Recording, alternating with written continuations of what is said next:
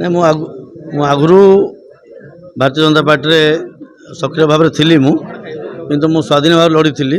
ସେତେବେଳେ ସରକାର ଯେହେତୁ ବିଜୁ ଜନତା ଦଳ ଥିଲା, ମୁଁ ବିକାଶକୁ ଆଖି ଆଗରେ ରଖି ଯେହେତୁ ଆସିଥିଲି, ସେତେବେଳେ ସରକାର ସହିତ ମୁଁ ମିଳିତ ଭାବରେ କାମ କରିବା ପାଇଁ ଆଗକୁ ବଢ଼ିଥିଲି। ବର୍ତ୍ତମାନ ଯେହେତୁ ନୂଆ ସରକାର ଆସିଯାଇଛି ଭାରତୀୟ ଜନତା ପାର୍ଟି, ଏ ଆଗକୁ ଆହୁରି 3 ବର୍ଷ ରହିବ। ମୋର ଆଶା ରହିଛି ମୋର ଏରିଆ ବିକାଶ ପାଇଁ ମୁଁ ବର୍ତ୍ତମାନ ସରକାର ସହିତ ହାତ ମିଶାଇଲେ ମୋର ଏରିଆ ବିକାଶ ହୋଇପାରିବ।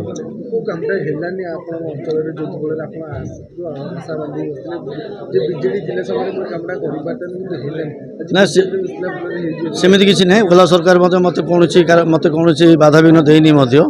ମୁଁ ଯେହେତୁ ମୋ ସରକାରରେ ଥିଲି ଆଗରୁ, ଏବେ ମୋତେ ସୁଯୋଗ ମିଳିଲା ଭାରତୀୟ ଜନତା ପାର୍ଟି ସହିତ ମିଶିବା ପାଇଁ। ମୁଁ ଏ ସୁଯୋଗକୁ ଆଖି ଆଗରେ ରଖି ମୁଁ ବିକାଶକୁ ଆଖି ଆଗରେ ରଖି ବର୍ତ୍ତମାନ ଯେହେତୁ ସରକାର ଆଉ 3 ବର୍ଷ ଏଠି ରହିବ, ମୁଁ 3 ବର୍ଷ ଭିତରେ ଆହୁରି ବିକାଶ ଯାହା କରିପାରିବି। ଆମର ଆଉ ପୌର ପରିଷଦ ବର୍ଷେ ଇଲେକ୍ସନ୍ ରହିଲା ମଧ୍ୟ 3 ବର୍ଷ ସରକାର ଯେହେତୁ ରହିବ, ଆମ ଏରିଆ ଡେଭଲପମେଣ୍ଟ ହୋଇପାରିବ।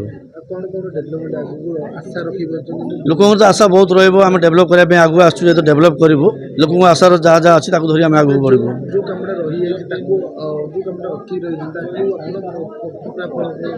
ବିଭିନ୍ନ ପ୍ରକାର ବ୍ୟୁଟିଫିକେସନ୍ କାମ ରହୁଛି। ସବୁ ଏରିଆ ଦେଖିଥିବେ ଆଜିକାଲି ସୌନ୍ଦର୍ଯ୍ୟକରଣରେ ଭର୍ତ୍ତି କରୁଛନ୍ତି। ସୌନ୍ଦର୍ଯ୍ୟର ଆମର ଲେଖନା ଅଛି, ଯେଉଁଟାକି ଆମେ ବର୍ତ୍ତମାନ ସରକାରକୁ କହିବୁ। ଆମର କିଛି ଟୁରିଜିମ୍କୁ ବର୍ତ୍ତମାନ ଇକୋ ଟୁରିଜିମ୍କୁ ବେସ୍ କରିକି ଯେହେତୁ ଦେଓମାଳି ସିଟି ଅଛି, ଆମର ପୌର ପରିଷଦ ଯଦି ସେମିତି କିଛି ଜିନିଷ ହେବ, ଯେଉଁଠି ଆମେ ବୋଟିଂ ପାଣିର ସୁଇମିଂ ପୁଲ୍ ବ୍ୟବସ୍ଥା ଯଦି ଆମେ କରିବା କି ରୋପ୍ର ବ୍ୟବସ୍ଥା କରିବା, ସେସବୁ ଜିନିଷର ଆମର କିଛି ଡେଭଲପମେଣ୍ଟ ବାକି ଅଛି।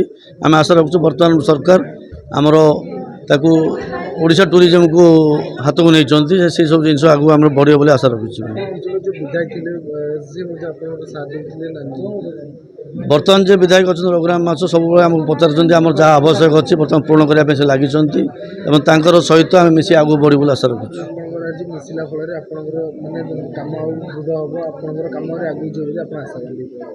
ହଁ, ବର୍ତ୍ତମାନ ତ ଯେହେତୁ ଆମେ ନୂଆ ସରକାର ସହିତ ମିଶିଛୁ, ଆମର ବିଧାୟକ ମଧ୍ୟ କୋରାପୁଟର ବିଧାୟକ ମଧ୍ୟ ଭାରତୀୟ ଜନତା ପାର୍ଟିର ଯେହେତୁ ଅଛନ୍ତି, ମୋ ସହିତ ଆମର କାଉନସିଲ୍ ବଡ଼ି ଯେହେତୁ ଅଛନ୍ତି, ଆମର ସମସ୍ତ ମଣ୍ଡଳ ସଭାପତି ବି ଅଛନ୍ତି, ଆମର ଅନ୍ୟାନ୍ୟ କାର୍ଯ୍ୟକର୍ତ୍ତା ବି ଅଛନ୍ତି, ସମସ୍ତଙ୍କୁ ଧରି ଆମେ ଆମର ବିକାଶକୁ ଆଗକୁ ବଢ଼ିବୁ। ସାର୍ କ'ଣ କହିବେ ଆଜି ଆପଣ